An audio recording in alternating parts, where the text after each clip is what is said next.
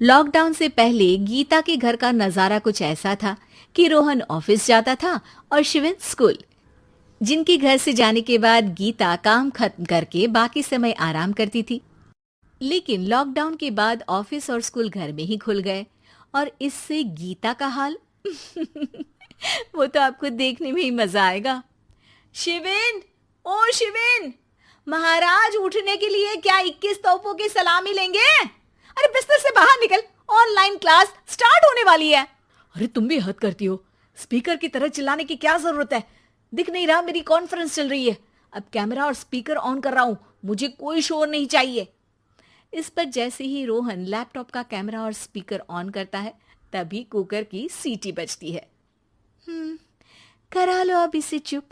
Lockdown नहीं हुआ, मेरी मौत का फरमान जारी हो गया। दोनों बाप बेटे ने नाक में दम किया हुआ है। ऐसा बोलकर गीता वहां से शिविन के कमरे में पहुंच जाती है, जहां शिविन अभी भी सो रहा होता है। ओ आलसी, अब अगर 5 मिनट में नहीं उठाना तो आज तेरा गेम और यूट्यूब कैंसिल। माँ की बात सुनकर शिविन बिना 1 मिनट गंवाए उठ खड़ा होता है। उठ गया, अभी नहाकर भी आता हूँ। ये नाटक कहीं और, मुंह पर गीला कपड़ा मार और पढ़ने बैठ। शिविन की ऑनलाइन क्लास स्टार्ट हो जाती है, जिस पर गीता उसे वहां बिठाकर रसोई में चली जाती है। थोड़ी देर में उसे कमरे से कुछ आवाज सुनाई देती है, जिसे सुनकर वो कमरे में वापस आती है। हाय राम, तुझे क्लास अटेंड करने के लिए बोला था, कैमरा ऑफ करके बिस्तर पर नाचने के लिए नहीं बोला था। मम्मी मुझे कुछ समझ नहीं आ रहा, आप बाद में पढ़ा देना ना, वैसे भी अटेंडेंस तो लगी गई है। हाँ हाँ बेटा, जरूर बन जा। तू अभी से हम सबका बाप बन जा। अरे नहीं मतलब कहाँ से लाते हो इतना दिमाग, और पढ़ाई करते हुए ये चला कहाँ जाता है? नाइस क्वेश्चन, दिमाग से पूछकर बता दूंगा।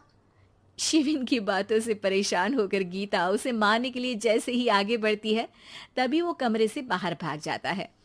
अब शिविन आगे आगे और गीता हाथ में चप्पल पकड़े उसके पीछे पीछे पूरे घर में दोनों घूम रहे होते हैं। इसी बीच वो रोहन के पास पहुंच जाता है और शिविन को मारने वाली चप्पल रोहन के लैपटॉप पर जाकर गिरती है। ओए माँ! मम्मी, अब पापा को चप्पल मार रही हो? वो आज तक के रिपोर्टर, चुपचाप जाकर क्लास अटेंड कर ले, नहीं तो अगली तेरे पीछे लगेगी।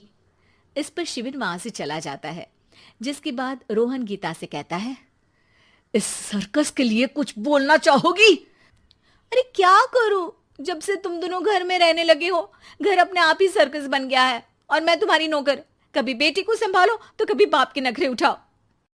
इन्हीं सब उथल पुथल में दिन बीतते रहते हैं, जिसमें हर रोज घर के अंदर कुछ नया सियप्पा खड़ा मिलता है, जो ज्यादातर शिविन और रोहन की ऑनलाइन स्कूल और ऑफिस से रिलेटेड ही होता है। एक सुबह, शिविन चल उठ, आज की क्लास जल्दी है।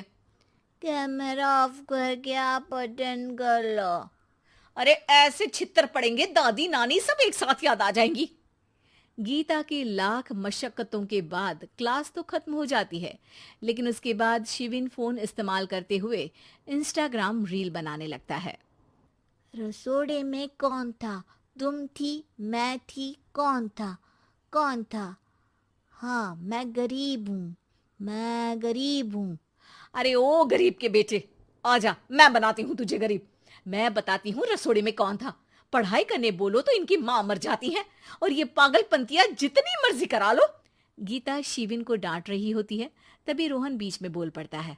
अरे बच्चा ही तो है, इतना गुस्सा क्यों कर रही हो? बेटे का साथ देने की इसी एक कोशिश में अब शिविन के साथ साथ रोहन भी गीता के गुस्से की सूली पर चढ़ जाता है। अगर बेटे पर इतना ही प्यार आ रहा है तो इसे क्लास अटेंड क्यों नहीं कराते, इसका होमवर्क क्यों नहीं कराते? उस समय तो बहुत जल्दी मीटिंग आ जाती है, वो काम मैं करूं और यहाँ इस बेफिजुली की चीज में तरफदारी करके बन जाओ महान।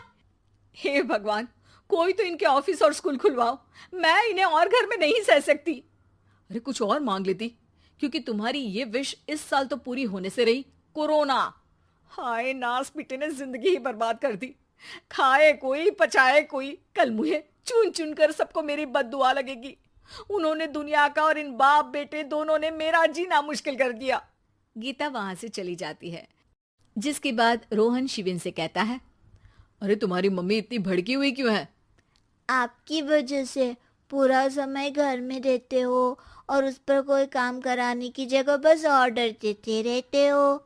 अच्छा बेटे, सारा इल्जाम मुझ पर? पूरा दिन तो वो तुम पर ही चिल्लाती है। हाँ, मतलब दोनों का 50-50 है, कुछ करना पड़ेगा।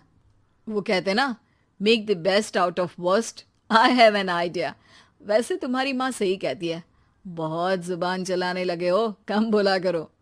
अगली सुबह रोहन और शिविन अपनी गलती को सुधारने के लिए गीता के उठने से पहले घर का आधा काम खत्म कर देते हैं, जिसे देखकर गीता खुश हो जाती है और फिर बाकी बचा काम वो तीनों मिलकर पूरा कर लेते हैं। जिसके बाद अब वो सब मिल बांट कर हर काम में एक दूसरे की मदद करते हुए लॉकडाउन का मजा लेने लगते हैं।